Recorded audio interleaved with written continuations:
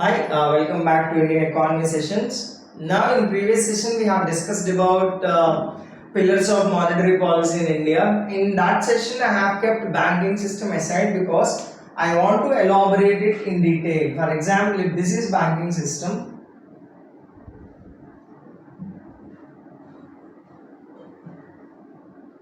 we are supposed to learn about from the beginning. This is one banking system in ancient India, banking system in medieval India,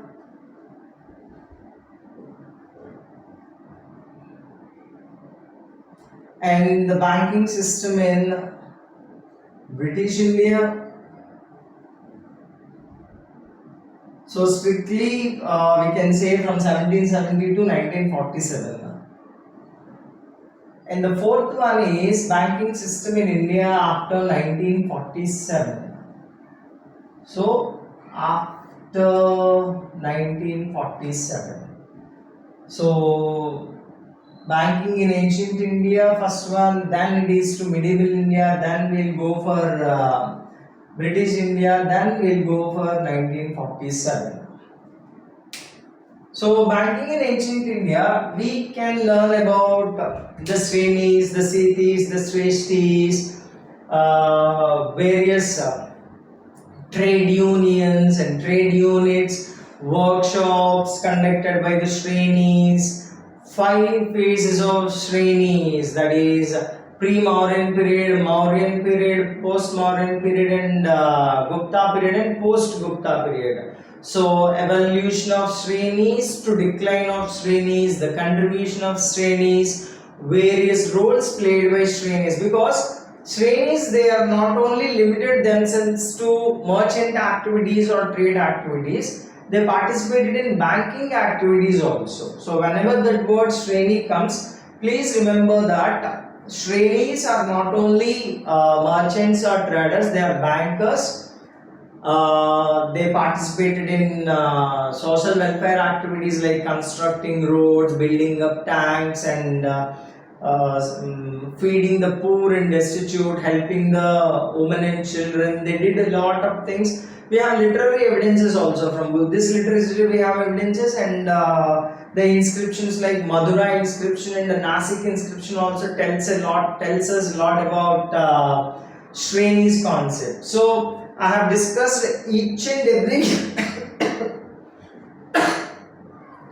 sorry, I have discussed each and everything separately. Srenis exclusively in one video, and the Sarrafs exclusively in one video, like that I have explained. So whenever you are going for banking system in India, we are supposed to learn what has exactly happened with respect to banking system in ancient India. Credit should be given to Srenis here.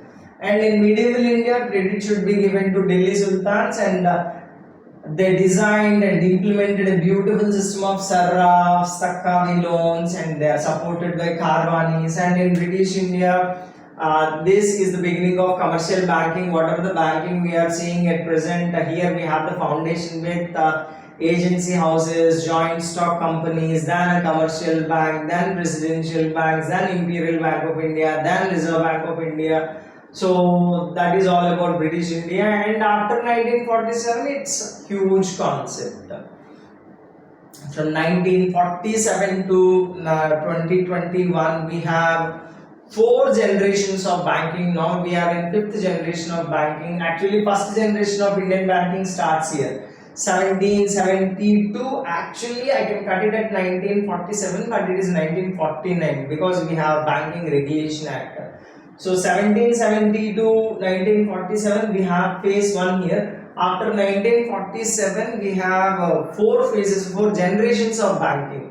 This is first generation of banking from 1770 to 1947. So there we are supposed to include British India also while we are discussing about generations of banking in India. So these are the things. Banking system in India means we are supposed to learn about Srenis, Sethis, Shreshtis. I write something here, although there are separate videos for them. you are supposed to learn about Shrenis, Shreshtis,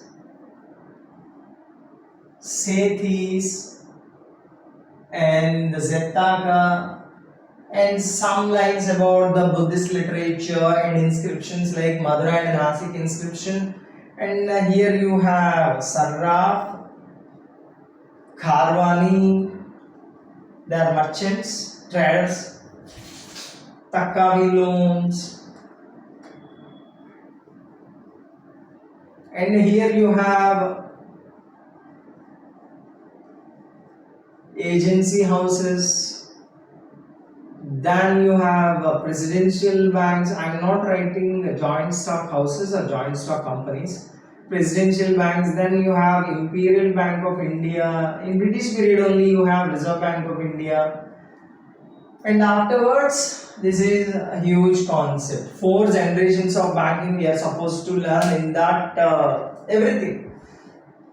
So this is all about banking system in India. This is the basic mind map or flow chart, whatever you take. If you want to take it as a mind map, take it as a mind map. If you want to take it as a flow chart, take it as a flow chart. So 1, 2, 3, 4. Ancient India. Now all these concepts I have explained in separate videos with separate detailed notes. No need to worry about that. And with Sarrafs, Kharwanis and Takkavi loans also we are doing in separate videos and separate notes. And British India, third one and fourth one is after 1947 banking. So this is all about banking system in India if you want to analyze it in detail. Thank you.